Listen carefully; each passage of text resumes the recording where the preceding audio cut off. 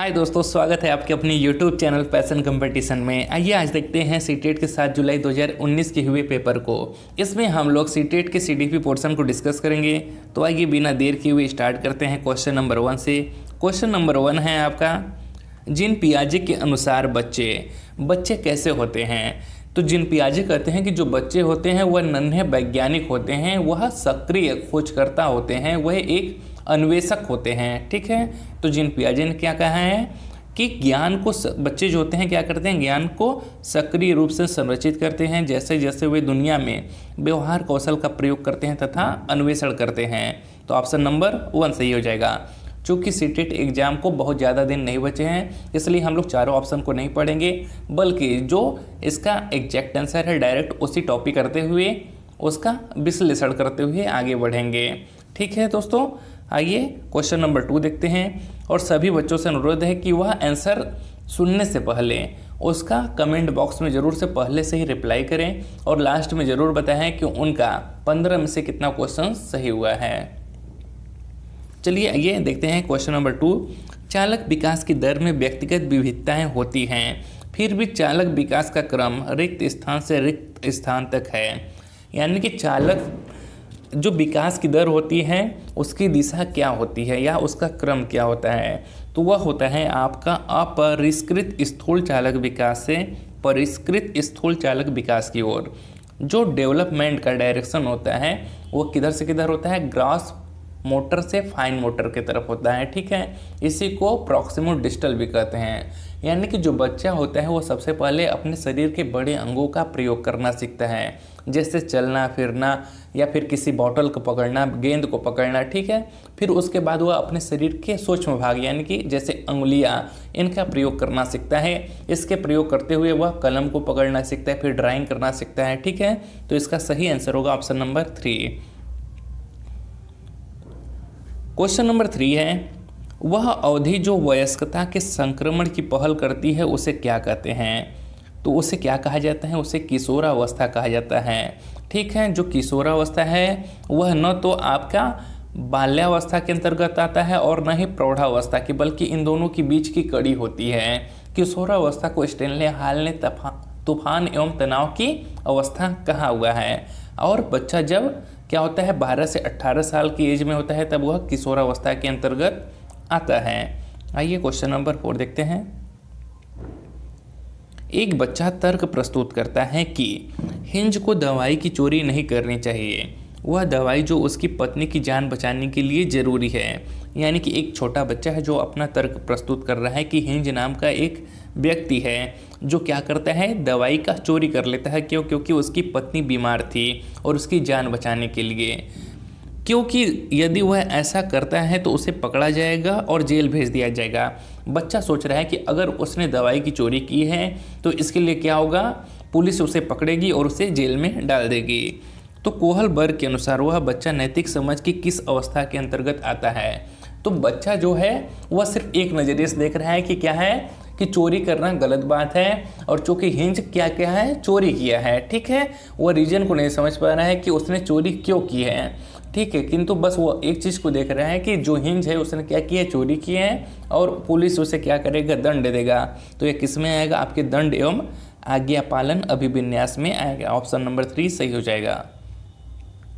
आइए question number 5 देखते हैं।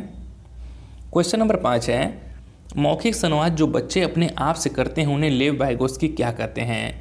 लेव वाइगोत्स्की ने सामाजिक सांस्कृतिक अधिगम का सिद्धांत भी दिया है और इन्होंने मौखिक संवाद को बहुत ही ज़्यादा इम्पोर्टेंस दिया है।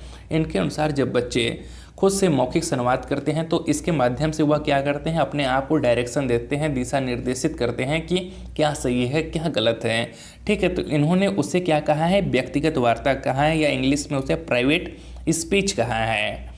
ठीक है, किंतु अगर यहीं पर क्वेश्चन चेंज रहता है और कहता है कि मौखिक संवाद जो बच्चे अपने आप से करते हैं उन्हें जीन पियाजे क्या कहते हैं, तब आपका अहम केंद्रित वार्ता होता। किंतु वाइगोत्स्की पूछा है तो हमारा सही जवाब होगा व्यक्तिगत वार्ता। क्वेश्चन नंबर 6 है, खिलौने, पहनावे की वस्तुएं, घरेलू सामग्रियां, व्यवसाय एवं रंगों को विशिष्ट लिंग के साथ संबंधित करना क्या प्रदर्शित करता है। यानी कि यहाँ पर यह कह रहा है प्रश्न में कि आप खिलौनों और पहनावों की वस्तुओं को क्या करते हैं, लड़कियों और लड़कियों से अलग अलग तरीके से जोड़ देते हैं कि जो लड़कियाँ हैं उन्हें गुलाबी कलर जैसे मान लीजिए पसंद है, या फिर वह घरेलू सामग्रियों को पसंद करती हैं, जबकि जो लड़के होते हैं वह क्या होते हैं, वह नीले रंग के कपड़ों को पसंद करते हैं, या फिर वह अलग प्रकार के खिलौनों को पसंद करते हैं। ठीक है, तो यहाँ पर आपने लिंक के साथ जोड़ दिया तो यह क्या हुआ, यह हो गया आपका जेंडर रूढ़िवादिता। ठीक है, यह जेंडर स्टेरियोटाइप में आएगा या फिर जेंडर रूढ़िवादिता कहेंगे इसे। क्वेश्चन नंबर 7 है, एक प्रारंभिक कक्षा कक्ष में एक बच्ची अपने साथ जो अनुभव लाती है उसे क्या करना चाहिए, तो अध्यापक को उन्हें शामिल कर उनका संचय करना चाहिए। ठीक है, क्या करना चाहिए, उन्हें शामिल कर उनका संचय करना चाहिए। आइए क्वेश्चन नंबर 8 देखते हैं। एक शिक्षक को चाहिए कि वह विद्यार्थियों के बीच तुलना को अधिकतम करे। जी नहीं, विद्यार्थियों के बीच तुलना नहीं करना है। जहाँ पर भी तुलना शब्द दिख जाए यह नेगेटिविटी को दर्शाता है तो यह सही नहीं होगा। वह विशेष संस्कृति या समुदाय के बच्चों को बढ़ावा दे। जी नहीं, पर्टिकुलर किसी एक संस्कृति को बढ़ावा नहीं देना है। वह विद्यार्थियों के बीच सांस्कृतिक विभिन्नताओं तथा विविधताओं की अनदेखी करे। जी नहीं, इग्नोर नहीं करना है बल्कि उनको रिस्पेक्ट देना है, इम्पोर्टेंस देना है। वह संप्रेषित करे कि वह कक्षा कक्ष में सभी संस्कृतियों का सम्मान करती है एवं महत्व देती है। यही हमारा सही जवाब होगा। आइए क्वेश्चन नंबर 9 देखते हैं।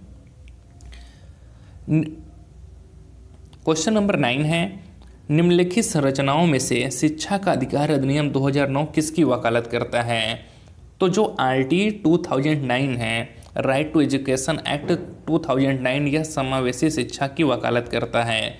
समावेशी शिक्षा कहता है कि चाहे कोई भी बच्चा हो, चाहे वह किसी भी वर्ग का हो, चाहे किसी भी जाति का हो, चाहे किसी भी धर्म का हो, चाहे अमीर हो चाहे गरीब हो, चाहे वह फिजिकल रूप से डिसेबल हो या फिर सामान्य हो, सबको शिक्षा का अधिकार है। 6 से 14 वर्ष तक के सभी बालकों को निःशुल्क शिक्षा देने का प्रावधान किया गया है। ठीक है, तो यह समावेशी शिक्षा की बात करता है। आइए क्वेश्चन नंबर 10 देखते हैं। रिक्त स्थान, यह विचारधारा है कि सभी बच्चों को एक नियमित विद्यालय व्यवस्था में समान शिक्षा प्राप्त करने का अधिकार हो। तो यह कौन कहता है, यह समावेशी शिक्षा इसकी बात करता है कि 6 से 14 वर्ष तक के सभी बालकों को निःशुल्क शिक्षा दी जानी चाहिए। आइए क्वेश्चन नंबर 11 देखते हैं। क्वेश्चन नंबर 11 है, निम्नलिखित में से कौन सा स्तंभ क के बच्चों को स्तंभ ख में उनकी प्राथमिक विशेषताओं के सही मिलान को प्रस्तुत करता है। प्रतिभाशाली, दूसरा अधिगम अशक्तता, तीसरा सृजनात्मक, चौथा अवधान कमी, अति सक्रियता, व्यतिक्रम। तो जो बच्चा प्रतिभाशाली होता है वह क्या होता है, शीघ्रता से एवं स्वतंत्र रूप से सीखने की योग्यता रखता है। और वही जो अधिगम अशक्त होता है वो क्या होता है, धारा प्रवाह पढ़ने में कमी होती है उसे।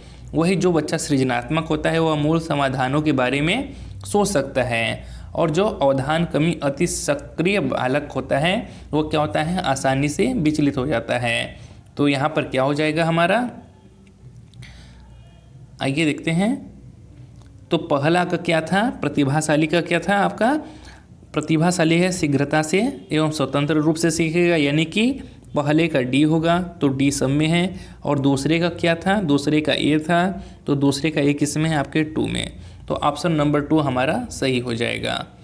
आइए क्वेश्चन नंबर 12 देखते हैं कि बच्चे प्रभावी रूप से सीखते हैं। बच्चा प्रभावी रूप से कब सीखेगा, जब शिक्षक कक्षा में होने वाली सभी घटनाओं व बच्चों को पूर्ण रूप से नियंत्रित करता है। जी नहीं। दूसरा, वे पाठ्य पुस्तक में दिए गए तथ्यों को याद करते हैं। तो एनसीएफ भी इस चीज़ को मना करता है कि आप केवल बच्चों को रटवाइए नहीं बल्कि उन्हें दैनिक जीवन से जोड़कर ज्ञान को प्रदान करिए। तीसरा है, वे सैमपट पर अध्यापक के द्वारा लिए गए उत्तरों को नकल करते हैं। जी नहीं। चौथा, वे विभिन्न गतिविधियों एवं कार्यों में सक्रिय रूप से भाग लेते हैं। तो जिस भी ऑप्शन में बच्चा क्या होगा, सक्रिय होगा और क्रियाकलाप करते हुए पाया जाएगा वही सबसे सही आंसर माना जाएगा। तो ऑप्शन नंबर 4 सही है। आइए क्वेश्चन नंबर 13 देखते हैं कि बच्चों को कक्षा में प्रश्न पूछने के लिए क्या करना चाहिए, प्रोत्साहित करना चाहिए, प्रेरित करना चाहिए। तो ऑप्शन नंबर 1 ही सही हो जाएगा। क्वेश्चन नंबर 14 है, निम्नलिखित में से कौन सी एक मुख्य प्रक्रिया नहीं है जिसके द्वारा सार्थक अधिगम घटित होता है। तो कौन सा नहीं है, वह है आपका ऑप्शन नंबर 1 कंठस्थीकरण एवं स्मरण। यानी कि केवल आपको बच्चों को कोई चीज़ रटवाना नहीं है कि नहीं बस तुम्हें बिना कुछ सोचे समझे इस चीज़ को रट ही लेना है, याद कर लेना है, ठीक है। तो यह प्रक्रिया लर्निंग के अंतर्गत नहीं आएगी। आपका ऑप्शन नंबर 1 सही हो जाएगा। आइए क्वेश्चन नंबर 15 देखते हैं कि जब शिक्षक को विद्यार्थियों में उनकी योग्यताओं के बारे में सकारात्मक विश्वास होता है तब विद्यार्थी क्या करेंगे, तब सीखने के लिए उत्सुक एवं प्रेरित रहते हैं। जब टीचर एक पॉजिटिव नज़रिया रखेगा बच्चों के प्रति तो बच्चा भी क्या होगा, बहुत ही ज़्यादा एक्साइटेड रहेगा, मोटिवेटेड रहेगा और क्या करेगा, वह सीखने के लिए अपना उत्साह बनाए रखेगा। तो ऑप्शन नंबर 1 सही हो जाएगा। बचे हुए 15 क्वेश्चंस को हम लोग नेक्स्ट वीडियो में देखेंगे दोस्तों।